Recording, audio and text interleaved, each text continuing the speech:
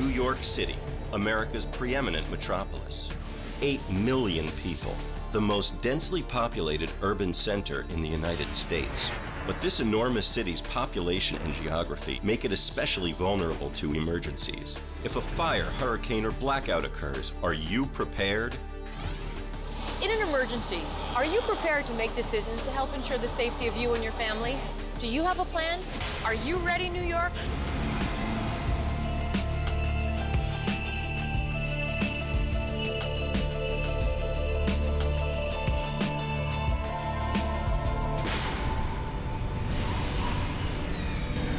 New York City is no stranger when it comes to the forces of nature. We've been hit by hurricanes, heat waves, and winter storms. But we're also vulnerable to disasters such as power outages, building collapses, and fires. From flash floods to tornadoes, weather extremes have been on the rise. As a result, New York's aging water, power, and transportation grids may be disrupted. New York City, just in its geographical location, is a problem with emergencies and catastrophic events. And weather extremes often have devastating effects on New York City's infrastructure. But if a hurricane followed a critical path and created a storm surge, you could have a wall of water 21 feet, much of lower Manhattan, the Bronx, all the airports, it would be underwater. An emergency can happen at any time, on any day, without warning. It's important that you are prepared. When that storm hit, the only people that should have been outside, the people that maybe had to get to work. A 50-foot curl wave ripped out my friend's apartment walls. People had no access to food, no access to water. Being prepared for the unexpected requires advanced planning. Most of us become very complacent. When something happens, people are rushing to buy supplies from the supermarket. You may be out of luck. Thinking a situation through ahead of time will help you make the right decisions during a disaster. Emergency preparedness is not rocket science. It's collecting mundane, sometimes very accessible products, but collectively they become a treasure in an emergency. The first thing to do is make a disaster plan. Develop and practice this disaster plan with your family. The best time to think about preparing for an emergency is when there is no emergency. Have your water, have your battery-operated radio, have your flashlight, have extra batteries. First aid equipment in your house is not a bad thing to have. Know what to do, where to go, how to find one another, and how to stay in touch during an emergency. You write down phone numbers, the school number, work numbers, an out-of-town contact. In an emergency, the telephones get log jammed with people calling their loved ones, so a lot of times you can get out of state or out of the area code a lot faster than calling in the area code. Staying in touch is key. Texting is a very important communication tool. You can blanket text and get that message out so quickly. Create an emergency reference card to store all of this information in one place. That's where you list all the family names, all the cell phones, school numbers, work number, addresses, and out-of-town contact. If you have special needs or you care for someone with special needs, make sure your plan takes into account diet and medical considerations. Children, seniors, and people with disabilities are especially vulnerable. Your disaster plan should take everyone's needs into account. Heat waves. For elderly people, that means preparation. They've got to remain in air-conditioned homes. For many New Yorkers, pets are a part of the family. Include them in your emergency plans. If you're like most New Yorkers, in an emergency, you won't want to part with your pets. In the case of a blackout, those pets didn't have access to getting food and water from the stores just like their owners. If you have to travel, you won't want to lose your pet. Be sure to harness the animal and attach its identity tags. During an emergency, it's important to know what's going on.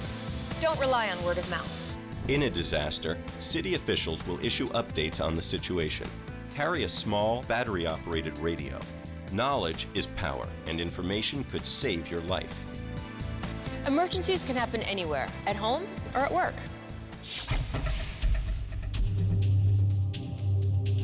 Some emergencies may require an evacuation.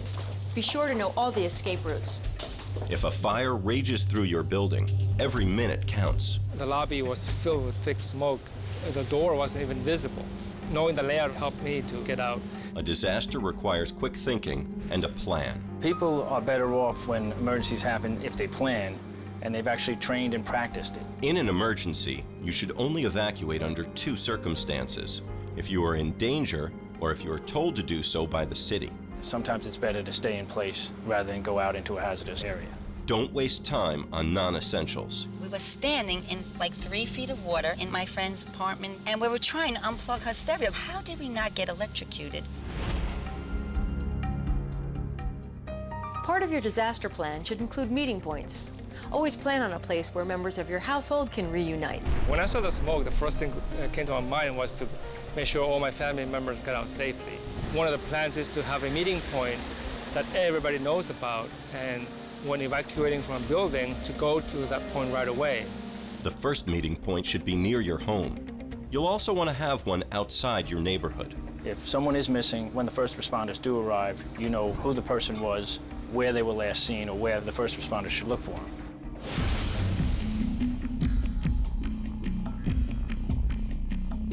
An evacuation is underway and you're fleeing on foot. Your go bag is your survival kit.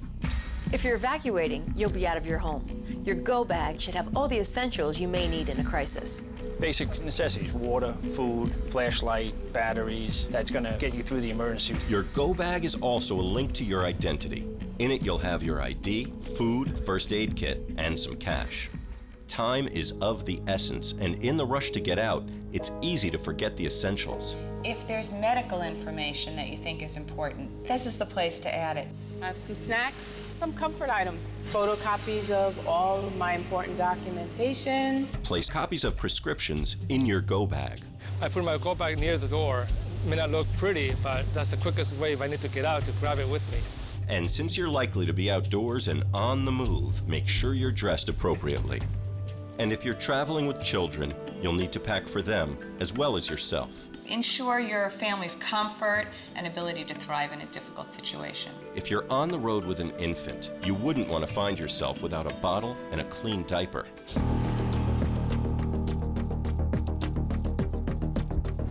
During an emergency, know what to do and where to go. Where would you go in an emergency?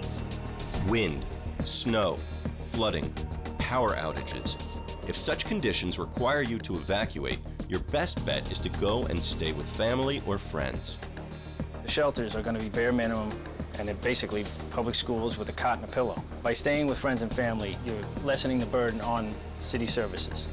In some instances, the city may open shelters in public buildings, like schools. Remember to take your go bag. During the emergency, news media will be notified what evacuation centers are open, where people can go to. From the evacuation centers, they'll go to the shelters. In some emergencies, city officials may ask you to shelter in place. That means stay where you are. What do you do if a tornado hits? Sheltering in place is the best way to stay safe when it's too dangerous to go outside. A tornado is a vicious cyclonic disturbance. They form quickly and they dissipate quickly. The best thing to do is seek shelter away from exterior walls where damage can occur. Identify a room with few doors and windows, and stay tuned to local media for updates. We just thought it was going to be a little storm. When I heard my roof flipped, I didn't know it. It was just a big bang. House shook. I said, what the heck was that? Whatever was in its way was just flying. There were some trees down on that end that went with it. An emergency can occur anytime, day or night. Consider what you might be up against. People were not prepared in terms of having supplies in their home, not being able to refrigerate their medications. So we had to assist with a lot of distribution of food and water and ice. If an emergency forces you to stay at home, be sure to have an emergency supply kit. Include in your emergency supply kit enough food and water for 3 days. Make sure everyone in your household knows what's in the kit and where it's stored. Most adults need about a gallon of water a day to survive. In an emergency, clean water might be hard to come by. Every supermarket sells bottled water. For each person in your household, you should store at least 3 gallons of water. People might underestimate how much water they need. Be well hydrated, especially if there's a power outage. The likelihood is it's summer and that it's very hot. Are you ready for the unexpected? Let's go over what you and your family can do to prepare. Make a disaster plan. practice this plan. Know where to meet in case of an emergency. Consider everyone's special needs. Stay informed. Know all the escape routes. Everyone should have a go bag with medical information, copies of prescriptions, water and food, and some cash. Know what to do and where to go. If instructed to do so, shelter in place. Be sure to have an emergency supply kit. These are all parts of your emergency plan, and this plan should be for every place that you spend time. At home, school, work, or in the community. Be prepared. Once you make a plan, help others do the same. For more information, go to nyc.gov/OEM or call 311. Being prepared means staying safe in an emergency. And staying safe could be as simple as having a plan. Be ready, New York.